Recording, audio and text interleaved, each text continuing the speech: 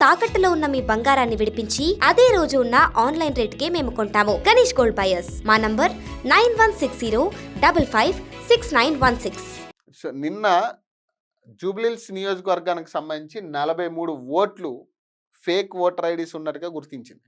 జూబ్లీహిల్స్ నియోజకవర్గానికి సంబంధించి booth number 246లో దాదాపు 43 ఓట్లు చోరీ అయినట్టుగా కనపడతా ఉంది. ఫేక్ ఓటర్ ఐడీస్ బయటకు వచ్చాయి.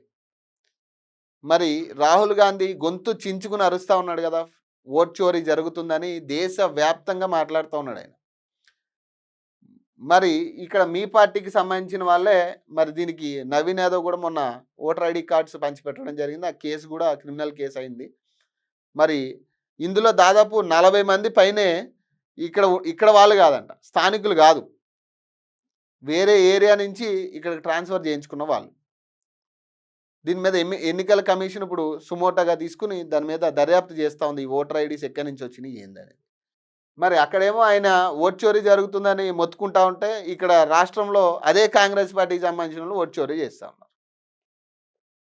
ఒకే ఇంట్లో 43 ఓట్లంట జూబ్లీహిల్స్లో వెలుగులోకి.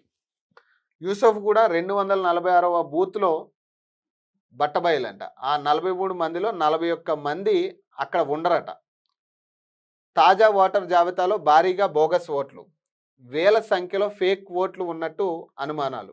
నవీన్ యాదవ్ అనుచరులు చిరునామాతోనే ఎక్కువగా ఉన్నాయంట. బీఆర్ఎస్ నేతల ఆరోపణ. క్షేత్రస్థాయిలో పరిశీలన. ఓ రౌడీ షీటర్ ఇంటిలో 49 ఓట్లు ఉన్నట్లు వెల్లడి. మరో అపార్ట్మెంట్లో 41 దొంగ ఓట్లు గుర్తింపంట. కాంగ్రెస్ నాయకుల కనుసన్నల్లోనే వ్యవహారం. ఇటీవల కార్డును పంపిణీ చేసిన కాంగ్రెస్ అభ్యర్థి క్రిమినల్ కేసు నమోదు చేసిన ఎన్నికల అధికారులు. బీహార్లో బీజేపీ ఓట్ చోరీకి పాల్పడిందని కాంగ్రెస్ అగ్రనేత రాహుల్ గాంధీ గొంతు చించుకుంటున్న వేళ తెలంగాణలో ఓట్ చోరీ విషయంలో వెలుగులోకి వచ్చింది. జూబ్లీహిల్స్ ఉప ఎన్నిక నేపథ్యంలో నియోజకవర్గంలో దొంగ ఓట్లు బయటపడడం గుర్తు చేస్తూ కాంగ్రెస్ నేతల సన్నిహితులు ఇండ్లలో 10ల సంఖ్యలో బోగస్ ఓట్లు బయటపడ్డాయని చెప్తా ఉన్నారు. అపార్ట్మెంట్లు, పేయింగ్ గెస్ట్ల హాస్టల్లో భారీ మొత్తంలో బోగస్ ఓట్లు సృష్టించినట్టు సమాచారం. ఒక్కో ఇంట్లో 40కి పైగా ఓట్లు ఉన్నట్లు ఆధారాలు బయటపడడంతో కలకలం రేపుతుంది.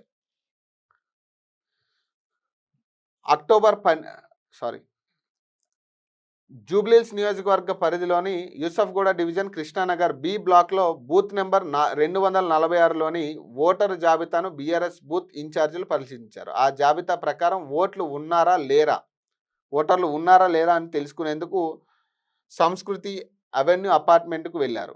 8-3-231 బి 160 నెంబర్తో ఉన్న ఆ అపార్ట్మెంట్లో నూతన ఓట్ల జాబితా ప్రకారం మొత్తం 43 మంది ఓటర్లు ఉన్నారు. వారంతా అపార్ట్మెంట్లో నివసిస్తున్నారా లేరా అని ఆరా తీస్తే విస్తురపోయే నిజాలు బయటపడ్డాయి. ఓటర్ జాబితాలోని ఓటర్ క్రమ సంఖ్య 1006 నుంచి 1048 వరకు ఉన్న 43 మందిలో 2 తప్ప మిగిలిన వారెవ్వరూ అక్కడ లేరని తెలుస్తుంది.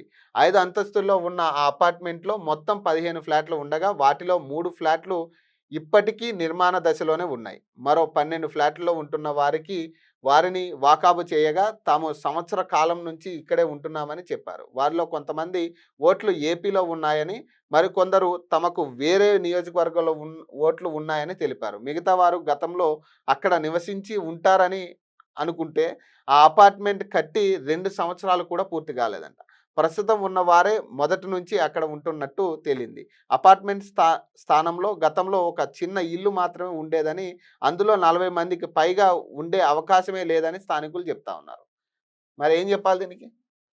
మరి కాంగ్రెస్ పార్టీ ఏం చెప్తుంది దీనికి? కాంగ్రెస్ పార్టీ రియాక్ట్ అవ్వాలి కదా. కాంగ్రెస్ పార్టీ ఇన్ఛార్జ్ మంత్రులు, జూబ్లీహిల్స్ ఇన్ఛార్జ్ మంత్రులు ఇప్పటివరకు ఎవరు రియాక్ట్ అయినట్టుగా కనపడట్లేదు. మరి దీనికి సంబంధించి మరి వాళ్ళకి అర్థం కాలేదా, లేకపోతే అర్థమయ్యి కూడా సైలెంట్గా ఉన్నారనేది తెలియాల్సి ఉంది ఖచ్చితంగా.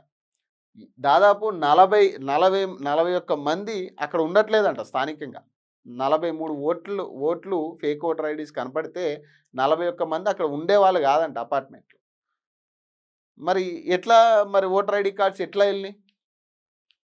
వాళ్ళు చెప్తున్న ప్రకారం ఏంటంటే చాలామంది ఓటర్ ఐడి పేర్లు నవీన్ యాదవ్ అనుచరుల అడ్రస్లతోనే వెళ్ళాయంట. మరి ఇక్కడ దీని వెనక ఎవరున్నారు? కాంగ్రెస్ ప్రభుత్వం ఉందా? లేకపోతే నవీన్ యాదవ్ మొన్న పంచిపెట్టిన ఏవైతే 200 నుంచి 300 ఓట్లు ఐడీలు ఉన్నాయో, ఓటర్ ఐడీస్ ఉన్నాయో అవన్నీ కూడా ఇందులో ఇంక్లూడింగేనా? వాటిలో ఇంక్లూడింగ్ ఈ ఓట్లు అనుకోవచ్చా? ఓటర్ ఐడీస్ అనుకోవచ్చా? మరి ఇవన్నీ కూడా ఎన్నికల కమిషన్ క్షుణ్ణంగా పరిశీలించాలి ఖచ్చితంగా. ఎందుకంటే ఓట్ చోరీ జరిగితే ఖచ్చితంగా మళ్ళీ కసాయోడి చేతికెళ్తుంది కత్తి.